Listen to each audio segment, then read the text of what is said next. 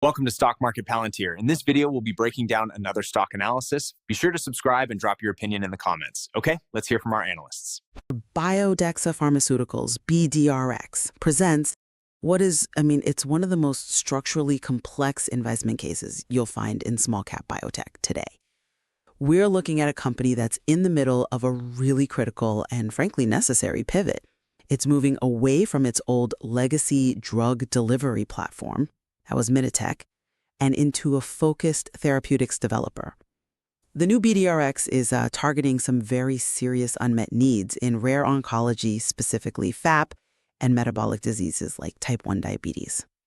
And the market has had, well, let's just say it's had a difficult time pricing this transition. The volatility is extreme. Exactly. We've seen the stock just oscillate wildly in that microcap range, somewhere between, $1.5 and $3 million in market cap. And what's really telling is the volume. Every single time BDRX gets a spike in buying volume, suggesting some real optimism, that momentum is it's snuffed out by institutional selling. And that pressure becomes an absolute wall, right as the price gets near that $3.28 strike from the December 25 Series L warrants. Which really forces the central question here. It does. Is the investment case fundamentally driven by the enormous intrinsic value of its lead asset, ERAPA, which is in phase 3? Or is all of that potential value just perpetually crushed by the company's, frankly, toxic capital structure, its debt, and the constant threat of dilution? I'm going to argue that the fundamental science here offers substantial, deeply discounted upside that the market is just completely mispricing out of fear. And I come at it from a different way. I acknowledge the science. The ERAPA data is compelling. I won't deny that. But I contend that the structural financial mechanics of this company, especially its long and painful history of toxic financing and this massive warrant overhang we see right now, they are what define and ultimately limit the equity's value. The structure makes realizing any of that scientific value basically impossible for the common shareholder. The financial tail is absolutely wagging the scientific dog here. Well, I still maintain that the current valuation is, to put it bluntly, a massive breakdown in market efficiency. Trading a phase 3 ready asset, one that has fast track and orphan drug status at a valuation under $5 million, it's historically anomalous. You benchmark this against any peer company, any firm with a registrational phase 3 trial, and they typically command valuations well north of $50 million, often hitting $100 million plus. That $95 million gap, that quantifies the penalty the market is applying, and I think it's completely disproportionate to the actual clinical risk. The whole thesis really hinges on ERAPA for FAP, and for good reason. It is a lead value driver. FAP is a brutal genetic disorder. Patients develop hundreds, sometimes thousands of polyps. Untreated, it's a near certain path to colorectal cancer. So the standard of care right now is a prophylactic colectomy. I mean, a life-altering, permanent surgery, simply because there are no FDA-approved drugs. And ERAPA, it's an oral formulation that targets the mTOR pathway involved in that polyp growth. But more than that, the company secured a huge, non-dilutive $17 million grant from CPRIT, the Cancer Prevention and Research Institute of Texas. And this is so critical. It's not just money. It's high-level scientific and financial validation. It de-risks the whole execution of the phase 3 trial. I see why you'd emphasize that peer comparison, but the market isn't failing here. It's being rational. It's pricing in the company's decade-long history of financial distress. The valuation is low because it's accurately reflecting the high, almost certain probability that shareholders are going to be diluted to near zero before that phase 3 data ever matures. The company's entire history has been defined by death spiral financing, this awful mechanism where debt converts into common shares at a steep discount, perpetually crushing anyone who already holds the stock. This story, it's written in their reverse stock splits, like the 1-for-25 in October 2024, and then compounded by the 1-for-10 ADS ratio change in July 2025. This creates this massive, constant overhead resistance from, what we call bag holders, people just waiting for any tiny rally to sell and get some of their money back. But the most immediate structural barrier, the truly toxic part, is the warrant overhang. You've got Series J and K warrants creating resistance around $1, sure, but the big one, The nearly 6 million Series L warrants from the December 2025 offering, they create a hard ceiling at $3.28. These aren't just speculative, they are tools used by institutional arbitrageurs to systematically control the price. Okay, but let's focus on the clinical data that even makes this a debate. The phase 2 data from the Sorrento trial was genuinely compelling. It showed an 83% non-progression rate in FAP polyps at 6 months. Given the only alternative is catastrophic surgery, this points to a potential first-in-class non-surgical treatment for a huge unmet need. And success, combined with the orphan drug status, would give them 7 to 10 years of market exclusivity. That potential payoff absolutely justifies the risk we're seeing. And that's an interesting point you make about the warrant ceiling, though I would frame it differently.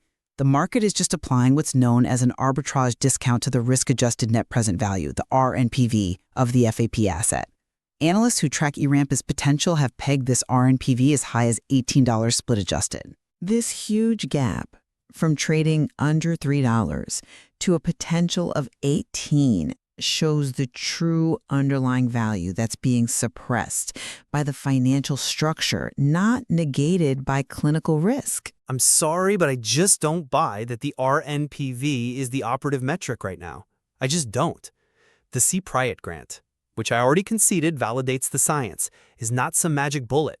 It requires substantial matching funds. It requires operational costs. That requirement directly necessitates the very dilution you're dismissing. It's a trigger for more fundraising, not a cure. But it gives them credibility. Let's be realistic about the timeline. After that $10 million they raised in December 2025, their cash runway only gets them into late 2026, maybe if they're lucky, early 2027. The estimated completion for the full Phase 3 trial is 2030.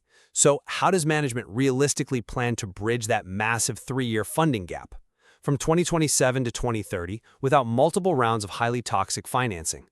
The timeline guarantees more dilution. It makes that theoretical $18 RMPV completely inaccessible to anyone holding shares today. The market is pricing in the reality that this company will have to raise money again and again, and each time will be more painful than the last.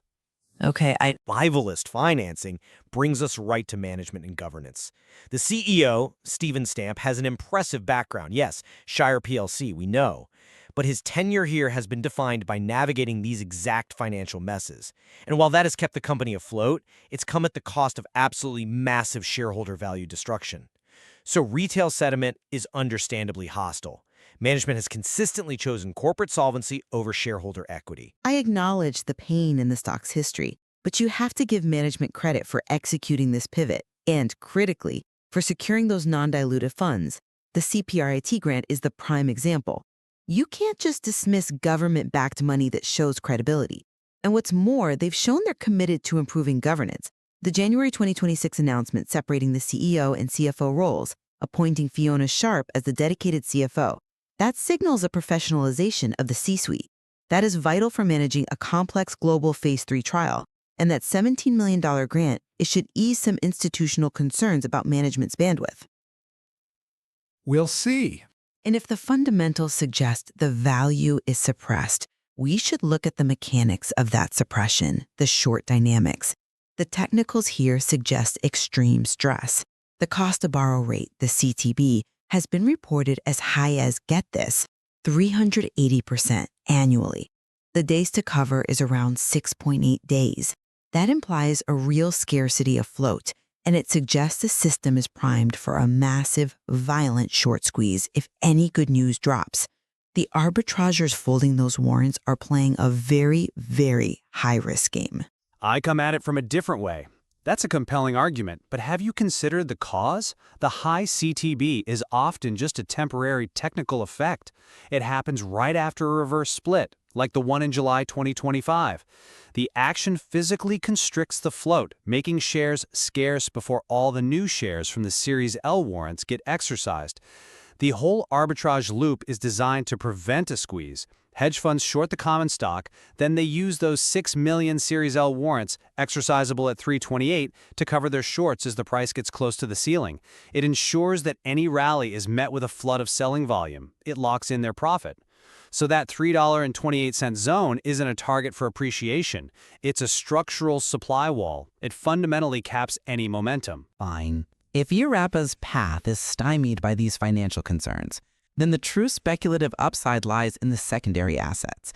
They provide a sort of binary safety net. I'm talking about telimidone for type 1 diabetes. It's a high-risk, high-reward lottery ticket, but a real one.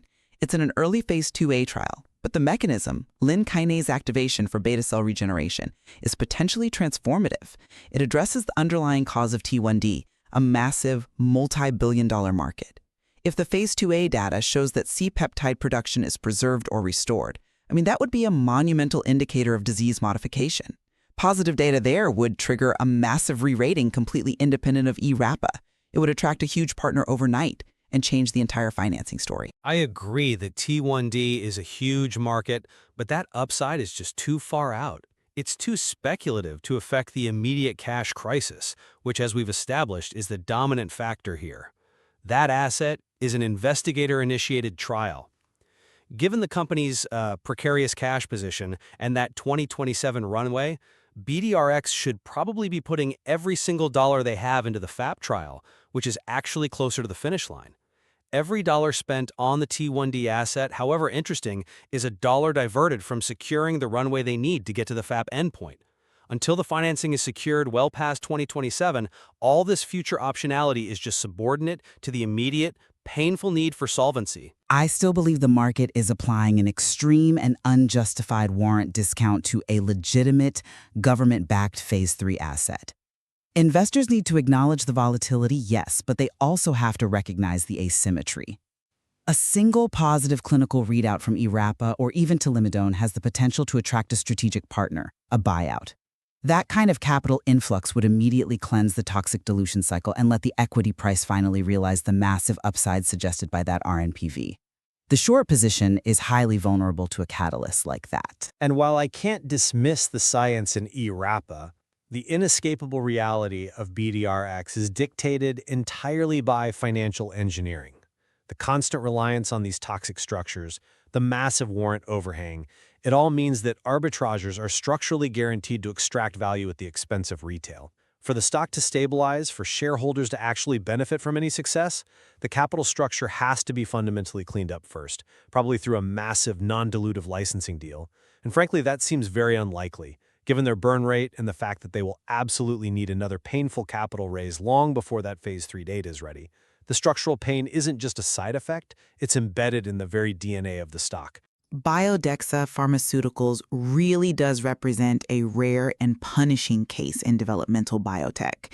It's a place where genuine clinical ambition, the pursuit of solving life-altering diseases, and the unforgiving reality of microcap finance exist in this stark, punishing conflict. It forces investors to weigh the certainty of structural delusion against the potential of a scientific breakthrough. If you enjoyed this video and want to watch more analysis like this, don't forget to subscribe to the Stock Market Palantir channel. Thanks for watching, and see you in the next video.